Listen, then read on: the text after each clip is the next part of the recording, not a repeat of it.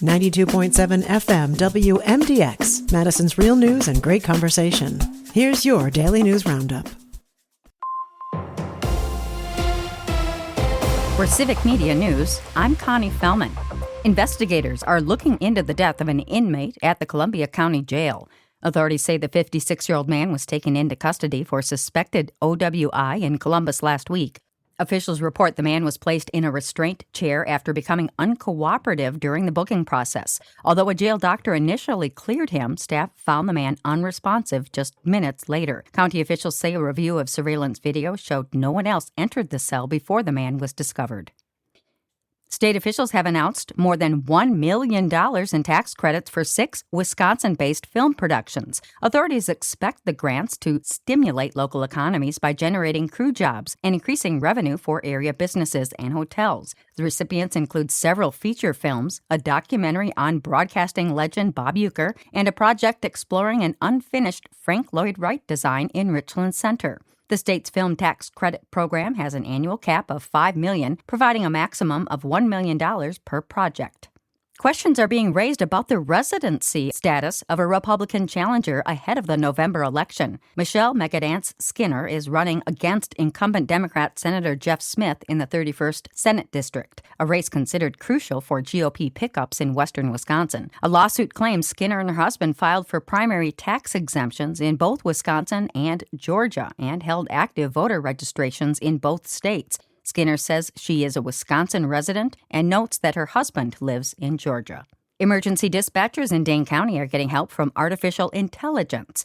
The Public Safety Communications Department has introduced AI dispatchers to the force in order to assist with non-emergency calls to 911. Officials explain the system will transfer non-emergencies to a different line, and the virtual assistant will handle calls such as noise complaints and animal control inquiries.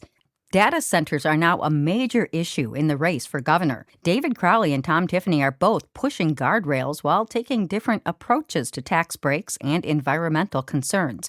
Tiffany has emphasized protecting farmland and ending the state tax credit for data center equipment. Crowley has stressed protecting natural resources, requiring companies to provide clean energy, and making sure Wisconsin gets value from any incentives. Neither candidate supports a statewide moratorium.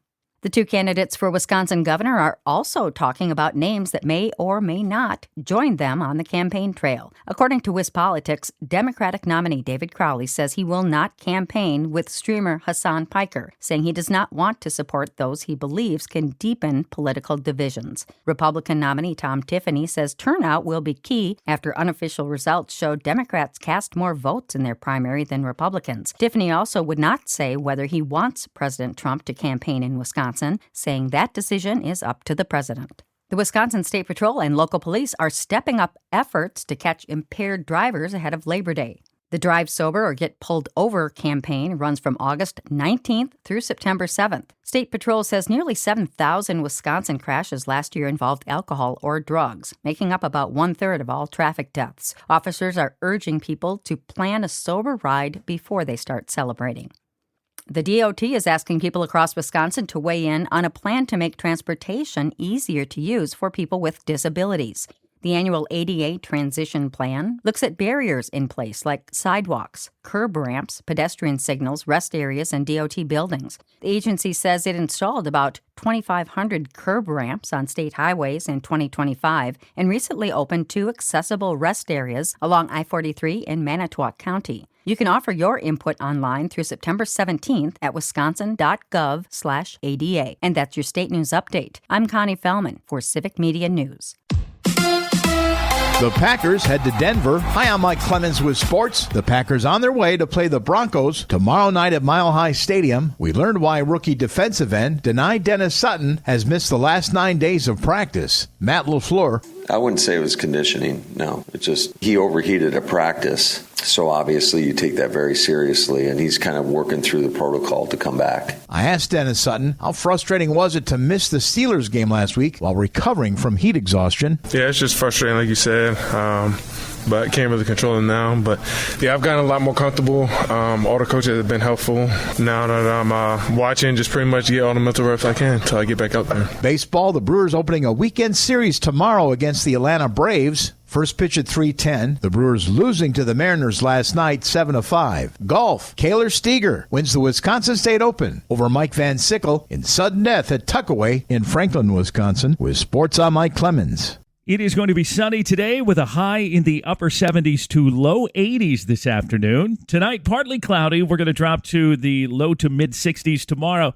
Partly cloudy with a scattered shower or thunderstorm. Our high in the upper 70s to near 80. I'm meteorologist Sean Cable. That's your Madison News Roundup from WMDX. Find more news anytime at WMDXradio.com. Subscribe to this podcast on Spotify, Apple, or wherever you find your podcasts.